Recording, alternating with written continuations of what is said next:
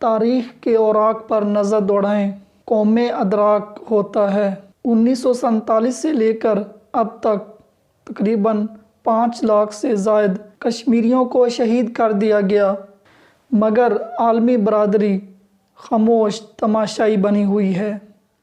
کشمیر سے ہمارا رشتہ کیا ہے؟ لا الہ الا اللہ محمد الرسول اللہ۔ السلام علیکم معزز سامعین، آج کا موضوع مسئلہ کشمیر زیر بحث ہے۔ جتنی عمر اس وطن عزیز کی ہے اتنا ہی پرانا مسئلہ کشمیر ہے۔ اس حوالے سے ہم اپنے معزز مہمان کرام معین افضل صاحب سے جانیں گے۔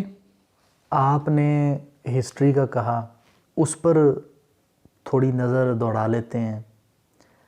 ویسے تو ہر کسی کو پتہ ہے تمام باتیں، لیکن روایتی باتیں نہیں کریں گے، ان سے ہٹ کر گفتگو کی جائے گی۔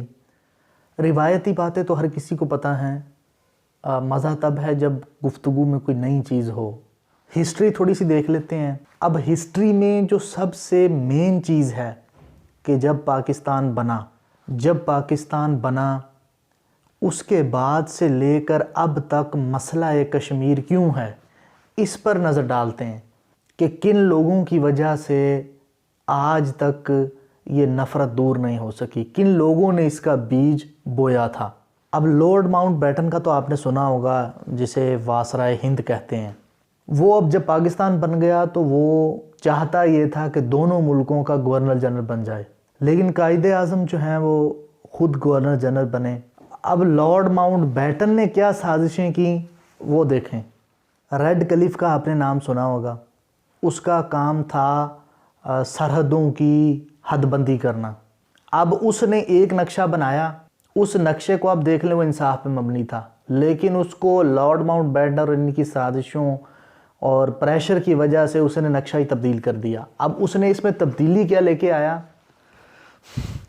3 علاقے بٹالہ، شکر گڑھ اور گرداسپور، جن میں مسلمانوں کی جو تعداد تھی بہت زیادہ تھی، اس نے ان کو بھارت کے حوالے کر دیا۔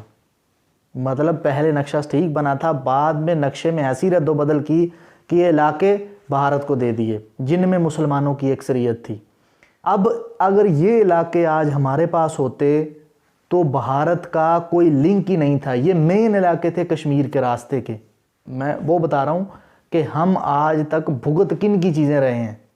تو ان کی حد بندی میں سخت ناانصافی کی گئی۔ لارڈ ماؤنٹ بیٹن اور جواہر لال نہرو، ان دونوں کی سازشوں کا نتیجہ تھا کہ ریڈ کلف ان کی پھینٹ چڑھ گیا۔ اس کے بعد اس میں سب سے مین کردار جو تھا وہ راجہ ہری سنگھ جس کا مین کردار تھا، جس کے ہاتھ میں کشمیر تھا، جس نے باقاعدہ انہیں کہا کہ جو ہے وہ میں الحاق نہیں کرنا چاہتا، میں آزاد رہنا چاہتا ہوں، یہ ریاست آزاد رہنی چاہیے۔ لیکن جب ہمارے جو پشتون بھائی تھے انہوں نے آزاد کشمیر آزاد کروایا، اس دوران اس نے ان سے مدد مانگی اور انہوں نے جو ہے وہ آ کر قبضہ کیا اور آج تک قبضہ جاری ہے۔ اچھا، اب یہ دیکھیں کہ قائد اعظم رحمۃ اللہ علیہ آپ نے اس وقت بتا دیا کہ مسلمان اور ہندو یہ الگ الگ ہیں، ان کا نظریہ الگ ہے، ان کا رہن سہن الگ ہے، لیکن کشمیری رہنما جو ہیں وہ کیا آج تک نعرہ لگاتے آئے کہ ہم ہندوستان کے ساتھ ہیں۔ انہوں نے آج تک کبھی تسلیم نہیں کیا، لیکن اب وہ رہنما ان کے کیا کہتے ہیں کہ وہ صحیح فرما گئے تھے۔ سمجھ رہے ہیں آپ؟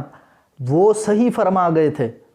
اب آ کر احساس ہو رہا ہے، اور جو پاکستان میں رہتے ہیں ہمارے سکھ یا ہندو، ان سے پوچھا جائے تو وہ یہ کہتے ہیں کہ ہمارے جو بڑے تھے انہوں نے بڑی سمجھداری کی کہ وہ پاکستان آ گئے، وہاں نہیں رہے۔ کیوں نہیں رہے؟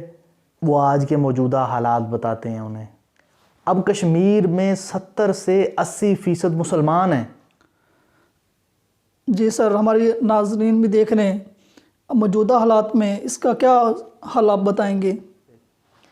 موجودہ میں آپ دیکھ لیں ہماری ماؤں بہنوں کے ساتھ کشمیر میں کیا کیا جا رہا ہے۔ اقوام متحدہ جو ایک ناکام ادارہ ہے، اس کا کیا کردار ہے آج کے دور میں؟ وہ حل کروا سکتے ہیں مسئلہ؟ جب جائیں وہ کہتے ہیں جی آپ ریفرینڈم کروا لیں، آپ دیکھ لیں، ساری دنیا دیکھ رہی ہے۔ وہ کسی نے کہا تھا نا کہ اسلام آباد میں کسی چائے والے کی آنکھیں نیلی نظر آ گئیں لیکن فلسطین سے لے کر کشمیر تک روتی ہوئی آنکھیں نظر نہیں آئیں۔ تو وہی یہیں پہ ہے، انہیں مسئلہ ہے تو صرف ہمارے مذہب سے کہ ہم اس پہ عمل پیرا نہ ہو جائیں۔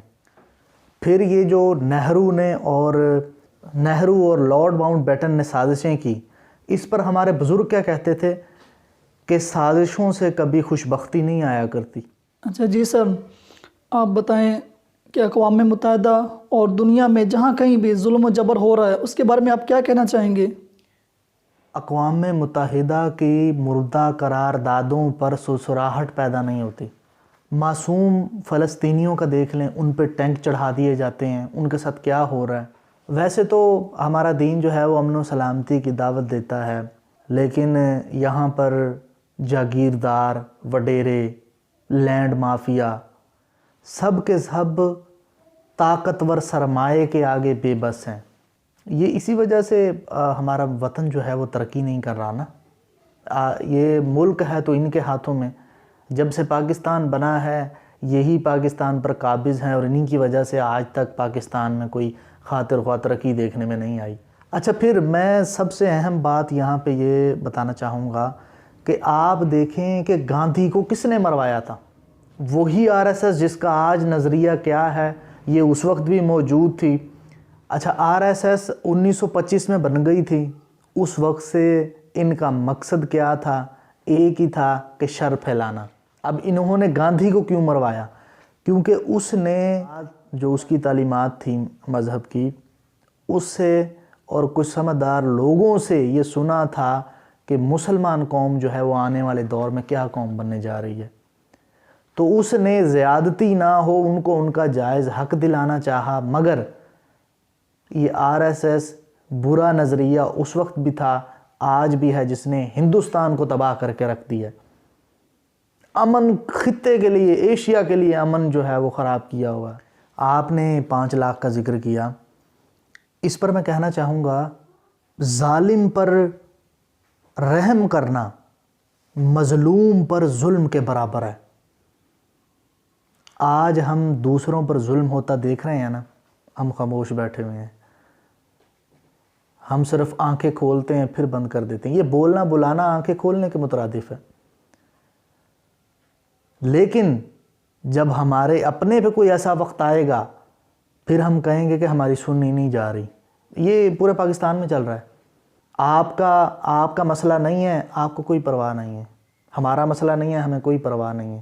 جب ہمارے اپنے پہ آتی ہے پھر ہم شور مچاتے ہیں، بتاتے ہیں دنیا کو کہ ہمارے ساتھ زیادتی ہوئی ہے، ہماری مدد کرو، تب کوئی مدد کے لیے نہیں آتا۔